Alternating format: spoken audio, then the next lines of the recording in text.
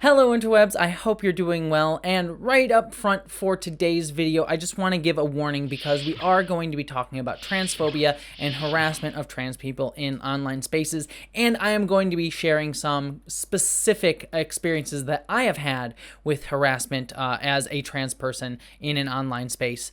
So if any of that sounds like it's going to be difficult for you to hear or difficult for you to engage with right at this moment, I totally understand.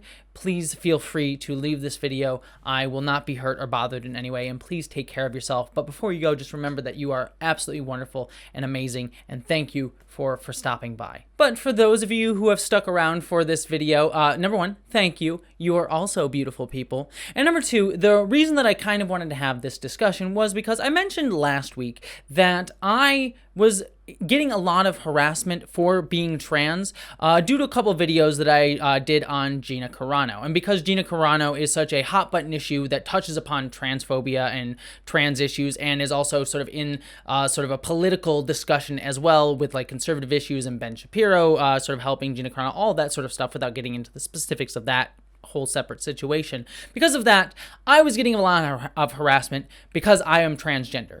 And I'm not saying that I wasn't also getting constructive criticism and people disagreeing with me and my takes on that sort of hot button issue, but there were a lot of people that were just sending me harassment and making fun of or belittling the fact that I am trans. So I kind of wanted to kind of go further into that and talk about, number one, what it's like to be trans on the internet and what harassment is like for transgender people on the internet, as well as off of that, share some of my specific experiences being harassed in online spaces, both for being trans and also for being sort of a trans person who speaks about very controversial issues, which kind of creates its own separate sort of like sub-segment of trans harassment online. And then for the end of the video, kind of share a little bit of my toolkit that I have used to help me deal with this that are somewhat specific to my situation because I make videos like this and things like that, but also may be able to help other people. But again, right up front, before I even, get into the video proper, just know that I am not a psychologist. I am not a therapist. These are just things that have helped me. They may help you, but every single person is different and deals with things in their own way. So please do not take my advice as something that will necessarily work for you, but just me sharing my personal experience in hopes that maybe it might connect with someone else and maybe help them. But by no means use me for professional advice. If you are experiencing harassment, please talk to people in your space and talk to professionals if you are able on how to deal with that and deal with the situation for you. But before we get into it, don't forget to hit subscribe to this channel for more discussions on trans issues, pop culture issues, geek issues, things like that. That's all right here on this channel. I would greatly appreciate if you can give a subscribe or maybe even help me out on Patreon if you want to help me over on that thing and get yourself like names and videos and stuff like that. But beyond all of that, let's jump into the topic at hand. And let's start off with what trans people are going into whenever they engage in any sort of online space. A recent study that I'll link down below did a sampling of just random comments and discussions on different websites that were touching upon trans issues to sort of like judge how many of those discussions became anti-transgender. The study found that 5% of discussions on Twitter were anti-transgender, and 12% of discussions on Instagram were anti-transgender. 78% of comments on YouTube, this very platform, which is great, were anti-transgender and harassing of transgender people. That's a lot. So 78% of the comments and engagement on YouTube is anti-transgender. And when I say anti-transgender, they actually make a point in the study to say abusive language. So actually like insulting, calling people an idiot, dehumanizing trans people. It's not as simple as like, I don't agree with trans people. It's they're actually making that point clear. They also note that news sites also account for 40% of their comments are abusive towards trans people when dealing with trans topics. So what this means is that whenever a trans person goes into an online space and touches upon trans issues, they are more than likely, there's a big percentage chance that they are going to be seeing some form of abusive language towards transgender people. Now, some of this abuse may be directed at them, but sometimes it's directed at trans people as a whole, or sort of a general group. Now, these obviously will have two different sort of mental effects. Obviously, if something's directly targeted at you, it can have a huge implication on yourself, especially if a lot of people are coming at you. I'll talk about that in a little bit when I get to my own experiences. But also, just as a trans person, when going into an online space, knowing that, especially on places like YouTube, that so much of it is going to be directly abusive towards who you are as a person, regardless of anything about you, just the very fact that you're being trans makes you somehow less than, that there's going to be these comments, that you're going to have to engage with these comments, makes it, number one, a huge burden on trans people's mental health. And as we see borne out in many statistics, because trans people are dealing with much more harassment and abuse, not just in online spaces, but in many spaces, it leads to a lot of depression and increased rates of suicide for trans people. To make it clear, though, this is not saying that trans people are committing suicide or are depressed because they are trans. It is because of the harassment they receive because they are part of the trans community. So there's that sort of distinction there. It's not trans people are depressed because they're trans. It's trans people are more likely to be depressed because there is a much higher level of stigmatization and harassment and abuse that they face because they are trans, as any of us would. I bet if a cis person faced the same level of harassment and abuse as trans people, we would see the same statistics in that community as well. So this is what any trans person has to engage with anytime they go into any online space and have to discuss anything online. If they ever reveal that they are transgender outside of spaces that they know to be accepting, they run the risk of garnering that abusive language and seeing that sort of abusive discussion. And considering that so much of our lives, especially now that because of the pandemic, we have shifted so much to digital communities and digital communication, because of that, it is really hampering to trans people's ability to not only engage in discussions and engage in communities and engage in discourse online and be involved in these public spaces, but if they do, they are also more likely to just be targeted and depressed because of that. Before I started being a more public figure in online spaces, but I had come out as trans, whenever I made mention of the fact that I was trans in spaces like Facebook, and this was many, many years ago, to be very fair, so it has shifted as trans visibility has gone up, so I would expect that this has only gotten worse in some areas and better in some other areas, depending on where you are and which communities you're involved in, the people you engage with. But for me, whenever I announced I was trans, there would always be at least one or two comments that says, oh, you're gross, oh, you're disgusting, oh, you're a pervert, oh, you're a sexual deviant, are you a he or a she or an it, or you'll never be a woman. The only point of comments like that, though, are just to make a trans person feel bad. Regardless of whether you think a trans person is a woman, if they're a trans woman and identify as a woman, regardless of that, by just posting a comment on someone's feed saying, you're not a woman, the only thing you're doing, just be honest, the only thing you're attempting to do is make that person feel bad. And yes, there may be political motivations behind it. There may be a political feeling that comes from, because a lot of what I've been talking about is just sort of things that trans people may sort of come by in their experience. They may just see transgender harassment and abusive language if they're sort of engaging with transgender topics or articles online. And only if they, reveal that they are trans may they get more than that, or if some groups come in and want to target that specific person. But if you are a vocal trans person online, if you speak out against issues, which given that the politicization of trans issues, many trans people will feel galvanized to do, you will get people directing their harassment at you. And the goal of this type of harassment is to tire a trans person out, not only to make them feel bad, to depress them, to cause those mental health effects that we were talking about, but to make it less likely for a trans person to want to speak out, to talk more. For example, the video that I did on Gina Carano a few weeks ago, like I said, it was a hot button issue. There was a lot to talk about that, and it was touching upon a lot of issues that people may not have agreed with me on. And that's totally okay. I welcome, open discourse on my channel, and I'd love to hear people critique or not directly agree with me, and I want to have that conversation.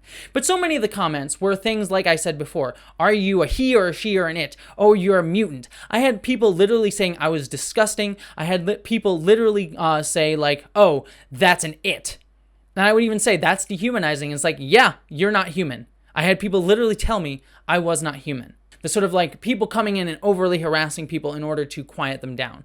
But there is a distinct difference between someone getting a harassment, which they shouldn't get anyways, but harassment for something they said specifically or for them as a specific person, and harassment that someone gets that is targeting their identity, who they are at their core. Trans people face a lot of stigma throughout our entire lives. We face a lot of messages in all of our lives that make us feel bad for who we are. There's this subtle shame of being transgender that is instilled into us from when we are born, or from, a very young age. I shouldn't say we aren't born with the shame. It's sort of taught to us by society at large that being trans is a shameful thing.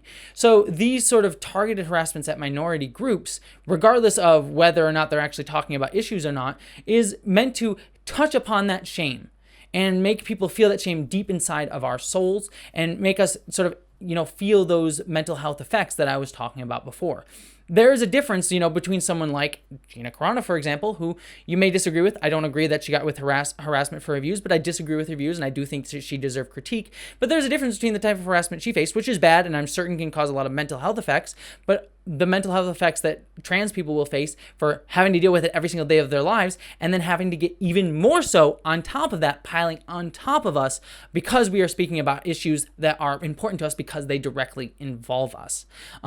And so I will admit, when I saw all those harassing things on my feed because of the things that I was saying in the video, again, whether or not you agreed with me or not, it hurt. It was meant to tire me out. It was meant to make me not want to engage with these topics anymore. It was made to be like, all right, I don't really want to talk about this sort of thing anymore. The first thing that I want to say with my toolkit is this is something that I think I always try to remember about this type of harassment that people that get this type of harassment for being trans get. Number one, remember that it is not about you. Yes, it may be about a specific issue that you touched upon or talked about or spoken on, but if you are getting dehumanizing language and harassment for being trans, it is never about you. And the way I know this is because almost all of the comments that I get are the same thing over and over and over again. I get the same 5 or 6 jokes, like, is it a he or a she or an it? It's ma'am. Oh, or is that an attack helicopter? Or it's like, ew, I don't understand. Like, it's the same 5 or 6 comments that I see repeated over and over again. And it may be 100 people commenting, but I'll get 3. This is 3. This is the number 3. 3 or 2 or 4 or whatever number you want to get, but only a limited number of things. So it just tells me it's like they're not engaging with anything that I'm saying. They're just coming in here to just say the rote transphobic thing. And so that helps me sort of distance myself from being like, all right, that's sort of not something that, it's not about me. It's about this sort of like straw man, straw woman-y thing that they have in their head of what this trans person is saying stuff about a subject. So that's the first thing that helps me. Number 2 is making sure to carve out online spaces where you can get support. One of the best things that I am so lucky to have is I have a Discord server where so many of my Patreons go to, and they're all lovely and wonderful people. And I'm not trying to like shield for my Patreon, but what I am saying is, after I had that sort of hard day with dealing with all those harassing things, I went to my Discord and just said, hey, I'm dealing with this. And there were so many lovely people in my Discord server who just came and said, oh, we got you. You are lovely. You are wonderful. You are, beautiful. It's nice to build out that community so you have a safe space to go and you share these issues, talk about it, and just get reinforced positivity about yourself, because you are beautiful. You are wonderful. No matter what, you are a beautiful, wonderful human being. And it's helpful to be told that, to be reminded of that, because it is always true, no matter who you are. Even the people that I disagree with, I think are, they're human beings. And I think they are beautiful human beings, even if I don't agree with them, and they deserve to be told that from time to time. So just making that space. But not everyone is lucky enough to have that space, especially trans people. It is so hard to find that type of space if you don't have it. So that is a toolkit that is obviously sort of for the people who have the privilege to be able to find that. Some trans people may not be able to find that because of where they are. They may not have a trans supportive community around them. They may not be able to have access to internet or community or online spaces that creates those sort of spaces. So that is a sort of privileged thing. The third thing that I sort of do too is I try to disengage from social media interactions, but try not to disengage completely. I mean, obviously, like I said, we are all living in an online world today nowadays, and we all have to be online to some degree or another. So what I try to do is try and find a way that I can be like, all right, I'm going to make sure I'm going to turn off my phone and set it off to the side and sort of push it away from me for a while and sort of like engage in something that makes me feel good, makes me feel happy, sort of helps me sort of deal with that, and sort of like creates a separate space for me and do something that feels positive. And I will say, for my own part, even though I have all of these toolkits, sometimes they don't work. Sometimes they don't always help. I am, 99.9% of the time able to just get through it and fine and just sort of dismiss stuff, or, able to take a break from social media spaces or find that community. But sometimes I'm not able to have those things. Or sometimes it's just a bad day and it gets to me. And it hits me. It causes me to break down. I've had many days in my life because of, harassment that I get in online spaces, that I've broken down crying, that I've, weeped and hated myself and felt bad, or gotten angry, gotten pissed off. That's its own form of energy as well. And sometimes the sadness that I feel too is more for the fact that people are this mean. That's honestly the sadness that gets me the most, that people feel the desire to go out and share this type of harassment. It's almost always about them. Like I said, this has nothing to do with me and everything to do with them, or sort of the political things that they're feeling, as opposed to me just being a trans person. And it just makes me sad that there are people that I won't get to know, who see me as their enemy or someone that they want to make feel awful just because of who I am, rather than getting to know me as a person. That sucks. Like I said, there are political reasons for that. There's a lot more discussions to be had on that in a sort of political sphere, but just emotionally, I know that it makes me just feel sad that I can't connect with them. But like I said, I have those days, even though I try my best and can generally work through dealing with harassment like this. But I'm always going to have those days, no matter what. As long as this problem exists, which will probably be my entire life, which is sad to say, but it is possibly true. We always fight to try and make it better, but this problem will always probably exist in some form or another my entire life. And you just have to, and sometimes you just can't win that fight. Sometimes you just fail and you deal with it. And I am lucky enough that because of the privilege that I have in terms of being able to distance myself from the toolkit that I have, and just my mental fortitude and confidence in myself, that I'm able to pick myself up and go forward and come back from those times, because I am always able to come back from those times. Not always. I've been suicidal in my lifetime. But it takes a lot of work to get out of that. And I by no means judge any trans person who doesn't, who has to sit with it a lot longer, who has to feel it a lot longer than I do, or than other trans people do, or is just stuck in that mode because of the harassment that they feel, because of the place that they're in their life. They aren't privileged enough to live in a place free from harassment from being trans, or aren't even be able to be out safely. That's a whole different discussion. And I by no means judge any trans person that. It shouldn't. I wish we didn't have to deal with that, but we do. And that's why, kind of bringing me into my final point, why it's so important to have trans allies who stick up for trans people. Because as much as I talk about this toolkit that I have and the little piece of advice that I can give about it, and again, I am not a psychologist, I would recommend that there are many more tools that you can find online in other spaces and from other people and from professionals that can help you. These are just my specific rules. But as much as I have that toolkit and is able to help me personally, it's never going to be 100% effective. And it shouldn't always come down on trans people to deal with the harassment ourselves. So if you are not a trans person watching this video, if you are an ally to the community, the best way to be an ally on a day-to-day basis is if you see that harassment, you speak out against it. You, number one, create that affirming space for a trans person. Tell them they are beautiful. Tell them they are loved. Tell them they are, valued as a person, if you see that in an online space. But Also, make sure to shut down that conversation. Either, say to the person that is harassing the person that this is not acceptable, or encourage the trans person to delete or block or, separate themselves from that person.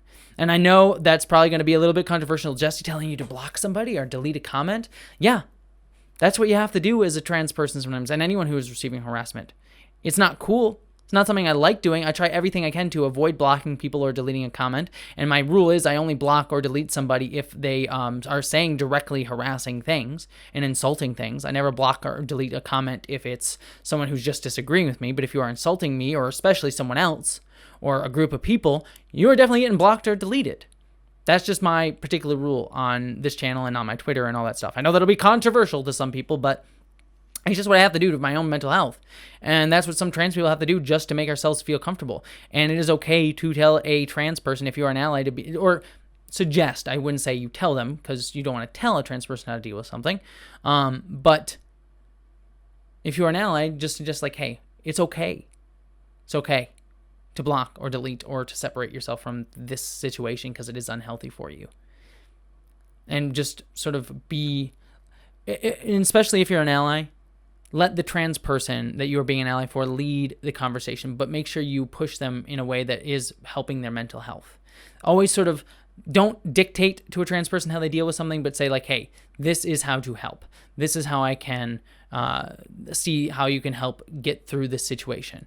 And also be firm and strong in standing up for a trans person, because when someone insults trans people, you're not going to have to deal with the mental health effects of that, right? So when you see someone saying trans people are gross and disgusting, that's not going to hurt you on a personal level mentally. It may make you feel bad or angry or upset, but it's not going to hurt you mentally up here and make you feel the shame inside yourself about your identity. So it's easier for you to engage with that person if you need to say, hey, this is unacceptable. Hey, you need to stop this. Don't ever harass back, by the way. That is one thing. Never harass back. I do not approve of that. But you can sort of step into that situation and sort of be a guard for the trans person's mental health. And so that's why we need trans allies sticking up for trans people. So ultimately, these are the things that I want you to leave this conversation with. Number one, trans harassment is pervasive online. It happens in so many spaces. It is used to just target trans people for political reasons, because there are other larger conversations going on around trans people that we could talk about, and how trans people are being scapegoated for different political issues as sort of a distraction from other conversations, or to galvanize people and things like that. Or number two, it's because someone is dealing with their own problems and wants to take it out on someone else. Or number three, it's used to try and silence trans people from speaking up about issues directly related to our own well-being, or, a myriad of other reasons. These are sort of the oversimplified reasons. But all of those things happen, and trans harassment happens online in a lot of spaces because of those reasons, because trans people have been so politicized in our conversation today, that's just is what it is going to happen. And trans people sometimes are able to create tool sets, but those tool sets are, privileged to some. Some are able to deal with it better than others. Some people don't have access to certain toolkits that trans people are able to have. And even if you have all of the toolkits that I presented, and there are many, many more that you should talk to professionals to find out and see what works for you, even all of those will not always work against harassment, because people are not built to deal with harassment. And so if you are a trans ally, it is totally necessary for you to step in to defend trans people.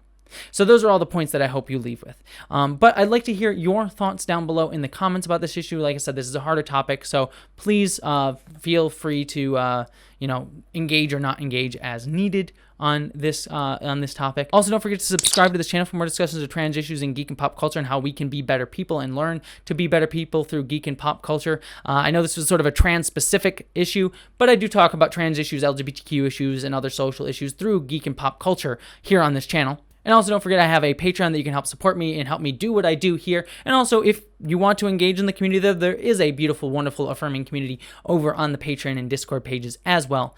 But beyond all of that, I hope that you, as always, live long and prosper. Patrons, it is time to assemble! Catherine Lambeth, Miranda Janelle, Ashley Allen, Bokikio, Eli Berg-Moss, Ashlyn Solstice, John Cool, Greg Gillum, Stephen Kleinard, Chamomile T, Randy Thompson, Wellington Marcus, Boyd Earl, and Mary Beth Earl, Stephen Schuhart, Wayne Twitchell, Auntie Kate, 808, Rick Osborne, Dominic Noble, Ish the Mad, Buttoneer, John Steele, Meadow Whisperer, Gavin Robinson, Michael Beam, Munir Amlani, BBD, Jason Knott, Hannah F, Andrew K, Bree Beecher, Jasmine, Sky Skinner, Maeve, Skylar Gray, Flynn Nathan Steele, Tiffany Danger, Sean Piper, Geek Filter, Jane Packard, Wen Dizzle Bizzle. Why do I do this to myself? Sarah Bystem, James Karate, Jacob Tovar, W. Randy, Edie, Mari Neckar, Bush, Celestial Dawn, Din, Mark the Edge, Pissed and Twisted Garage, Lily, Polly Nina, Laura Demo, Liza, Nikki Gordon, Bloomfield, Andrew, Lamaro, Zone 1 Librarian, Jenny Mabel, Michael Hardy, and finally Corey Honkanen and Vale. Done. All right, not my best patron rap, but I figured it would still be fun for you to see all my failure on screen, immortalized in every video this month. Also, I know I mixed Captain America and Superwoman. Deal with it. But thank you, honestly, to all my patrons. I really appreciate all of you, and you really mean a lot to me.